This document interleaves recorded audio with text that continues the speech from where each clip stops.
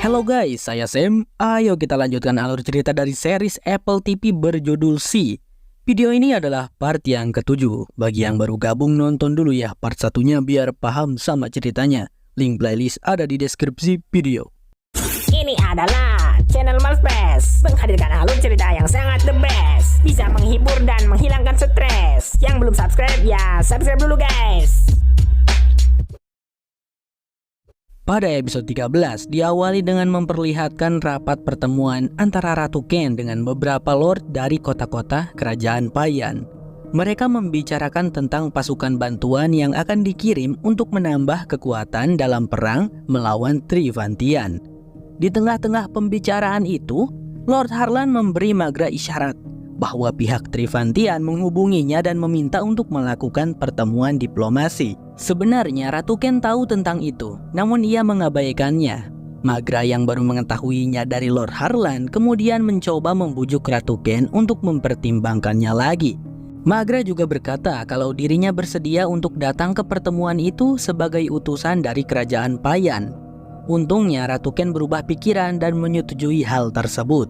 Tetapi Ratu Ken menuntut permintaan maaf dan ganti rugi dari Trivantian atas hancurnya kota Kanzua. Magra yang mendengar itu tampak terkejut sembari mengatakan kalau itu mustahil. Lagi pula secara logika untuk apa Trivantian mengganti rugi untuk sesuatu hal yang tidak mereka lakukan. Sementara itu, Erebos tengah berada di tempat pandai besi untuk menempa dan mengupgrade senjata pasukannya. Dia melakukan itu sebagai persiapan untuk menghadapi perang dengan kerajaan Payan.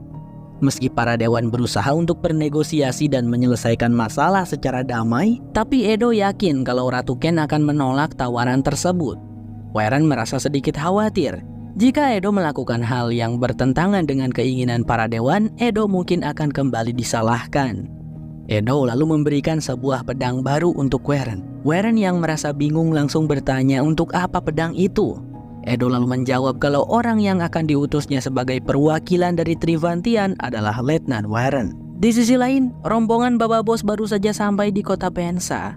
Mereka pergi berlima karena ada 2 orang tambahan yaitu Tamakti dan juga Charlotte yang merupakan anggota dari kelompok Kompas. Setelah sampai di sana, Tamakti segera menghampiri salah satu prajurit pemburu penyihir untuk menanyakan beberapa informasi. Ketika Tamakti masih berbicara dengan prajurit itu, Haniwa datang menghampirinya karena tidak sabar jika terus menunggu.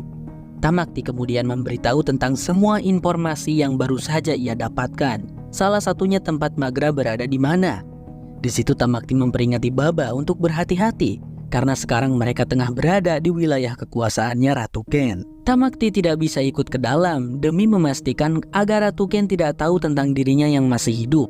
Selain itu, Tamakti akan pergi menemui beberapa prajurit yang setia kepadanya, lalu mengumpulkan kekuatan, di mana hal itu akan dibutuhkan bila mereka terpaksa harus melawan Ratu Ken. Baba kemudian meminta Paris dan Charlotte untuk menunggu di luar, sementara ia dan Haniwa akan masuk ke dalam bangunan istana yang kini menjadi tempat tinggalnya Ratu Ken. Sesaat sebelum masuk, langkah Baba tiba-tiba terhenti. Ia sedikit khawatir dan juga ragu untuk menemui istrinya yang ternyata adalah seorang putri kerajaan. Haniwa yang menyadari hal itu segera menghampiri ayahnya dan meyakinkan kalau Magra tetaplah Magra yang selama ini mereka kenal. Baba dan Haniwa lalu masuk ke dalam secara paksa karena beberapa penjaga menghadang dan tidak memperbolehkannya masuk. Magra yang mendengar suara keributan segera turun dari kamarnya. Dan di situ momen pertemuan Magra dan juga Baba Boss akhirnya terjadi. Baba, Magra dan kedua anaknya tampak saling berpelukan dengan perasaan penuh haru. Tapi momen itu dirusak oleh Lord Harlan yang tiba-tiba datang lalu mengatakan kalau sekarang Magra adalah istrinya. Baba tentu saja sangat terkejut. Magra yang tidak ingin adanya kesalahpahaman segera meminta Baba Boss untuk naik ke atas karena ia yang akan menjelaskan semuanya. Dan pada momen itu, Ratu Ken juga muncul menyambut kedatangan mereka. Ratu Ken lalu mengundang keluarga Baba Boss untuk ikut dalam acara makan malam. Tidak hanya Baba dan Haniwa, Paris dan Charlotte juga tampak berada di sana. Saat mereka tengah menikmati makanan yang disuguhkan, Ratu Ken mulai menyinggung asal-usul Baba Boss yang merupakan mantan pemburu budak.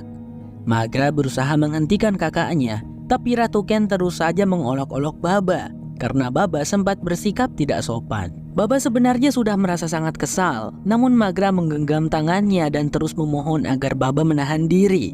Pembicaraan dilanjutkan. Ratu Ken berkata ikut merasa bersyukur karena Magra bisa kembali bersatu dengan keluarganya. Tapi sayangnya Magra akan pergi untuk menerima delegasi perdamaian dengan Trivantian. Baba yang mendengar itu tampak sangat marah dan menentangnya. Sebab ia yakin kalau Trivantian tidak akan mau berdamai dan pertemuan tersebut adalah jebakan. Beberapa saat kemudian Magra langsung menghampiri suaminya yang sudah berada di kamar. Sebenarnya Baba sudah berusaha sesabar mungkin dalam menghadapi sikap Ratu Ken. Namun Ratu Ken terus memancingnya hingga membuat Baba tidak tahan dan memutuskan untuk pergi lebih dulu tadi, meskipun acara makan malam belum selesai. Di situ Baba Bos mengungkapkan keinginannya untuk kembali seperti dulu, hidup bahagia di pegunungan bersama istri dan kedua anaknya. Hal itu begitu sederhana, namun Magra tidak bisa seperti itu lagi. Sebelum ayahnya meninggoy, Magra telah berjanji untuk melindungi masyarakat kerajaan Payan dari kakaknya. Tapi ketika ia kabur dan membiarkan Ratu Ken mengambil kepemimpinannya, Ratu Ken telah merenggut banyak nyawa dari orang-orang yang seharusnya Magra lindungi. Magra merasa bertanggung jawab sehingga dirinya tidak bisa pergi sekarang. Selain itu, keluarga mereka tidak akan bisa hidup dengan damai jika kakaknya masih seorang ratu. Keluarga mereka pasti akan diburu. Magra lalu meyakinkan Baba Bos kalau ini hanya akan berlangsung sementara. Selain itu, pernikahannya dengan Lord Harlan hanya sebatas ikatan perjanjian. Ia tidak pernah macam-macam dengan Lord Harlan. Di tengah-tengah pembicaraan mereka, Lord Harlan datang ke kamar. Kedatangannya di situ hanya untuk mengatakan pada Baba kalau dirinya bukan musuh. Hanya saja, Harlan ingin mengingatkan kalau Magra adalah istrinya di depan semua orang di Pensa. Ya, maksudnya jangan sampai ketahuan kalau nikahnya cuma pura-pura. Di sisi lain, Tamakti terlihat mendatangi Toad. Toad tampak sangat terkejut, tapi ia bisa langsung mengenali Tamakti hanya dengan mendengar suaranya. Keesokan harinya, Toad secara diam-diam menitipkan sebuah pesan kepada Paris untuk diberikan pada Magra. Singkat cerita, Magra lalu datang bersama Baba ke suatu tempat yang ditujukan oleh Toad. Ternyata pesan itu berasal dari Tamakti yang ingin bertemu dengan Magra. Awalnya Magra merasa tidak percaya karena yang dia tahu Tamakti sudah mati. Tapi sampai sekarang belum diceritakan bagaimana Tamakti bisa selamat dan masih hidup. Di situ mereka membicarakan tentang rencana untuk melawan Ratu Ken. Sebagian besar rakyat Pensa hanya setia pada Lord Harlan, tidak pada Ratu Ken.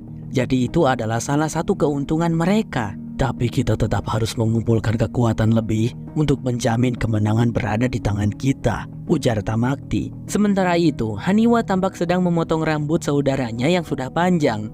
Mereka lalu membahas sedikit tentang orang-orang Trivantian. Kofun berkata kalau orang-orang Trivantian adalah orang jahat dan kejam. Namun Haniwa segera membantah hal itu, karena ada beberapa orang yang baik juga, seperti Warren. Haniwa pun menceritakan tentang Warren yang bisa melihat sama seperti mereka berdua. Di situ Haniwa memberitahu fakta yang sangat menarik. Selain Warren bukanlah anak Jerla Marel, ternyata Warren lahir dari kedua orang tua yang tidak dapat melihat. Jadi intinya, penglihatan umat manusia perlahan mulai pulih kembali. Singkat cerita, ketika hari sudah berganti malam, seorang prajurit melaporkan kepada Lord Harlan kalau dia melihat kuda milik Zerigan berlarian di kebun tanpa adanya penunggang. Prajurit itu lalu memberikan sebuah tas yang diikat di pelana kuda tersebut beserta surat yang ditinggalkan. Dengan perasaan cemas, Lord Harlan membuka isi tas itu, dan dia langsung berteriak histeris saat mengetahui kalau isi dalam tasnya adalah kepala dari adiknya sendiri. Magra yang mendengar suara teriakan dari Lord Harlan segera datang dan menanyakan apa yang terjadi. Sementara itu, Ratu Ken datang menemui Kofun di kamarnya. Kofun terlanjur kecewa dengan ibunya karena Magra telah membohonginya selama ini dan sekarang malah mengambil keputusan untuk menikah dengan Lord Harlan meskipun pura-pura. Lambat laun Kofun mulai terpengaruh dengan perkataan Ratu Ken. Di momen itu, Ratu Ken bercerita tentang dirinya yang keguguran. Ratu Ken khawatir jika orang-orang tahu, maka mereka tidak akan percaya lagi kalau Ratu Ken adalah orang yang terpilih. Sebelumnya, Ratu Ken dengan bangga mengumumkan kehamilannya di hadapan semua orang bahwa anak yang dikandungnya adalah anak berpenglihatan. Tapi kini ia telah kehilangan anak itu. Secara tidak langsung, Ratu Ken di situ berniat meminta Kofun untuk memberinya anak berpenglihatan lagi. Alamak, Getterbugs Part 2 dong.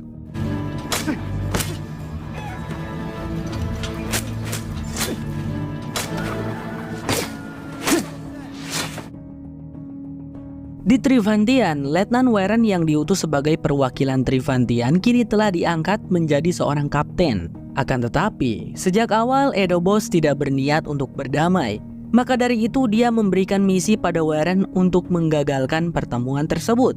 Jadi intinya pihak Trivantian dan Kerajaan Payan tidak boleh sampai sepakat untuk berdamai. Di situ Weren mengungkapkan keberatannya. Ia tidak ingin perang terjadi, tetapi ia juga tidak bisa menolak perintah dari Edo.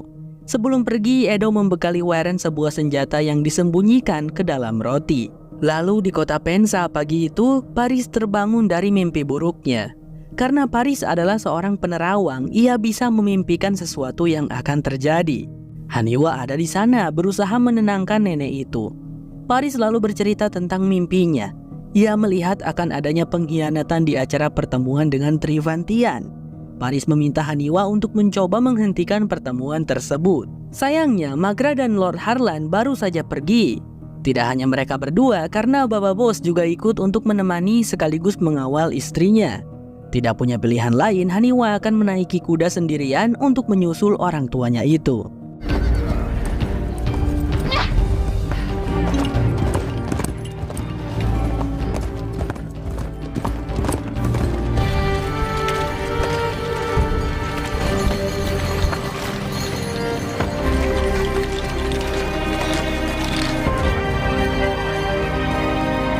Singkat cerita, rombongan Magra terlihat sudah sampai di tempat pertemuan.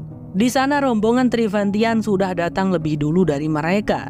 Weren tidak datang sendiri, ia datang bersama seorang komandan bernama Komandan Watts dan juga seorang duta besar bernama Scopus. Beberapa prajurit juga ikut serta untuk perlindungan. Tapi sebelum pertemuan dimulai, semua orang yang hadir di situ diperiksa terlebih dahulu dan tidak diperbolehkan untuk membawa senjata. Weren tampak cemas saat roti yang terbalut oleh kain itu diperiksa oleh prajurit Payan. Namun Weren diperbolehkan untuk masuk karena prajurit itu tidak sadar bahwa ada senjata di dalamnya. Tepat sebelum Magra hendak menjalani pemeriksaan oleh prajurit Trivantian, Haniwa sampai di sana dan segera menemuinya. Haniwa langsung saja menyampaikan pesan dari Paris. Namun Magra tidak bisa menghentikannya karena pertemuan ini adalah satu-satunya cara untuk menghentikan peperangan yang akan mengorbankan banyak nyawa. Meskipun Paris mungkin saja benar akan penerawangannya, tapi tidak ada pilihan lain lagi bagi mereka. Baba di situ mencoba menenangkan Haniwa. Semoga saja ini akan berhasil. Dia juga pernah salah, ujar Baba. Haniwa bertanya, maksud Baba yang pernah salah itu Paris atau Magra? Dan Baba menjawab, dua-duanya. Sementara itu di Pensa, Kofun terlihat sedang berlatih pedang bersama Toad. Kini mereka berdua sudah cukup akrab. Bahkan Toad bersedia menjadi gurunya, meski Kofun harus sedikit memaksa. Meskipun Toad tidak bisa melihat, tetapi Kofun tidak bisa menang darinya. Toad lalu menyuruh Kofun untuk menutup matanya dan mulai belajar mendengarkan, karena ternyata penglihatan Kofun itu malah menjadi kelemahan tersendiri untuknya.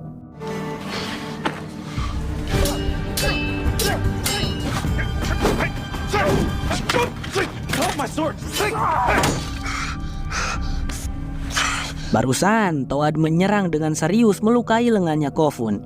Dan Kofun untungnya bisa menghindari serangan-serangan Toad yang terakhir karena dalam situasi terdesak, meskipun kedua matanya tertutup. Begitulah caranya, Kofun juga harus mempertajam inderanya yang lain, bukan hanya berfokus pada penglihatan. Beberapa saat kemudian, Kofun melanjutkan latihannya di dalam kamar. Tak lama Paris datang menemuinya. Paris merasa kalau Kofun sudah berubah dan dipenuhi oleh amarah. Kofun lalu menjawab, ia marah karena telah dibohongi sepanjang hidupnya, yaitu tentang ibunya yang adalah seorang putri Payan. Paris mengerti hal itu, namun ia merasa kalau perubahan Kofun akibat terpengaruh oleh Ratu Ken. Paris pun memperingati Kofun untuk berhati-hati, karena Ratu Ken hanya mengincar sesuatu demi kepentingan dirinya sendiri. Singkat cerita, pertemuan diplomatik akhirnya dimulai.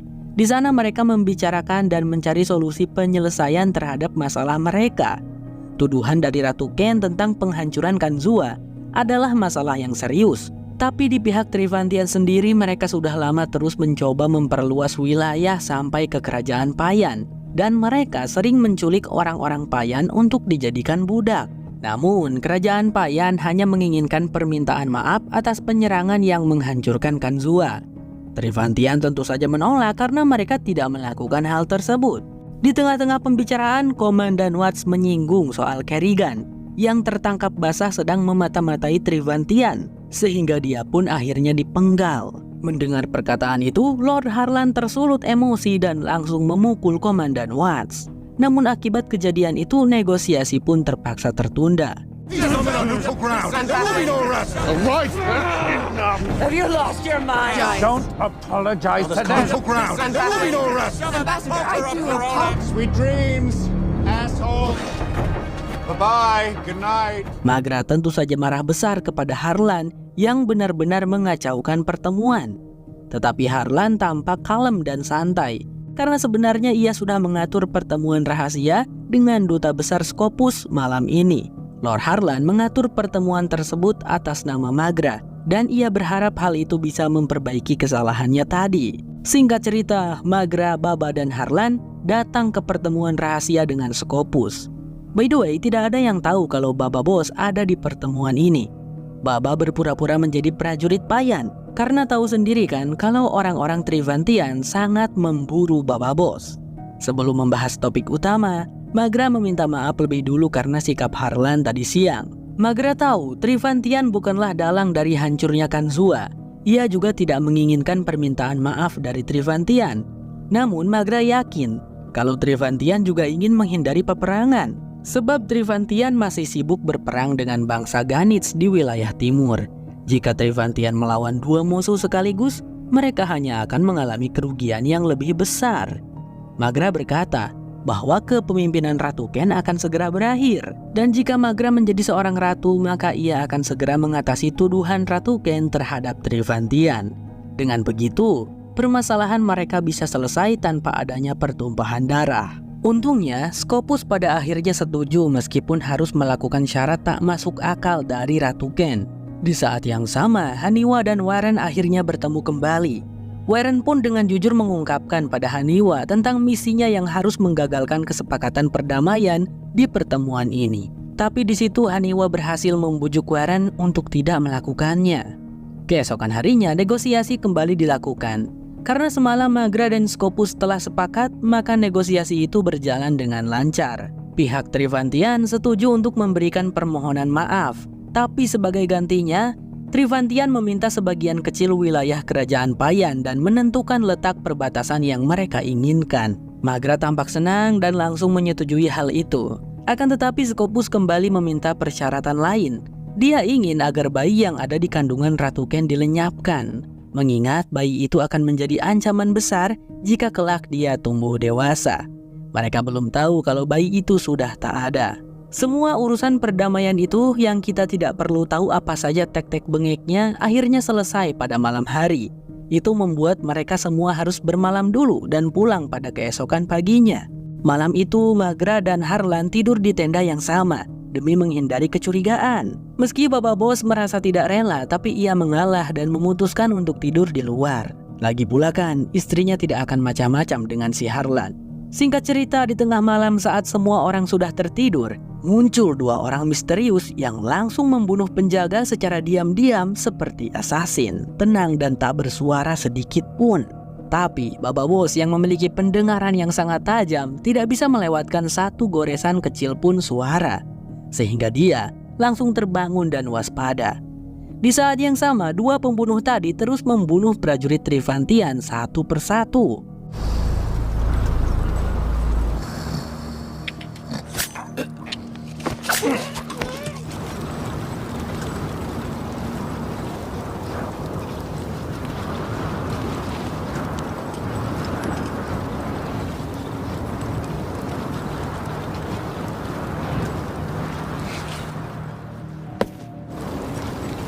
Pada akhirnya, Baba Bos berhasil menemukan salah satunya, langsung diterjang dan dihajar oleh pria besar itu, sampai si pembunuh pun mati di tangan Baba. Sayangnya, satu orang lagi berhasil membunuh Komandan Watts dan juga Duta Besar Scopus. Lalu dia melarikan diri dengan selamat. Baba di situ mencoba memeriksa kondisi Scopus yang sudah tak bernyawa.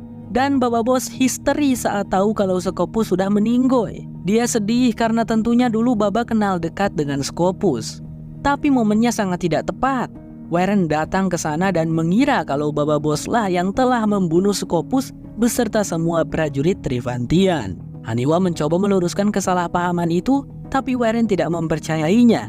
Dan ia langsung pergi dari sana. Magra mencoba memeriksa mayat si pembunuh dan ia sadar kalau pembunuh itu memiliki tanda kerajaan Payan di tangannya. Mengetahui hal itu, Magra langsung tahu bahwa pembunuh-pembunuh itu dikirim oleh Ratu Ken. Sepertinya Ratu Ken sengaja mencegah kesepakatan agar perang tetap terlaksana. Lord Harlan lalu menyarankan agar mereka segera kembali, karena Warren pasti akan melaporkan kejadian itu. Dan pasukan Trivantian akan segera mendatangi mereka. Setelah kembali ke Pensa, Magra sangat marah dan langsung menghampiri Ratu Ken yang sedang makan. Tanpa banyak bicara, Magra melempar piring makanan Ratu Ken dan kemudian pergi. Ratu Ken tidak bereaksi apa-apa dan dengan santainya menghabiskan daging ayam di tangannya. Sepertinya dia puas dan sama sekali tidak menyesal atas perbuatannya tersebut. Sementara itu, Warren telah kembali dan segera melapor kepada Edo Boss. Warren yakin jika penyerangan tadi malam dipimpin oleh Baba Bos dan Haniwa anaknya. Edo tidak terkejut sama sekali karena ia sudah menduga kalau Ratu Ken tidak menginginkan kesepakatan perdamaian. Tapi Edo agak terkejut karena sekarang Baba Bos bekerja untuk Ratu Ken. Namun di antara semua orang Trivantian yang mati, hanya Warren yang berhasil selamat. Dan hal itu menjadi pertanyaan besar. Karena bagaimana cara Warren bisa selamat? Sebenarnya sih alasannya karena Warren sedang nongkrong dengan Haniwa di tempat lain. Tapi tentu saja Warren tidak bisa mengatakan itu kepada Edo. Jadi dengan terpaksa, Warren mengakui pada Edo kalau dirinya memiliki kemampuan penglihatan. Itulah alasan kenapa dia bisa selamat.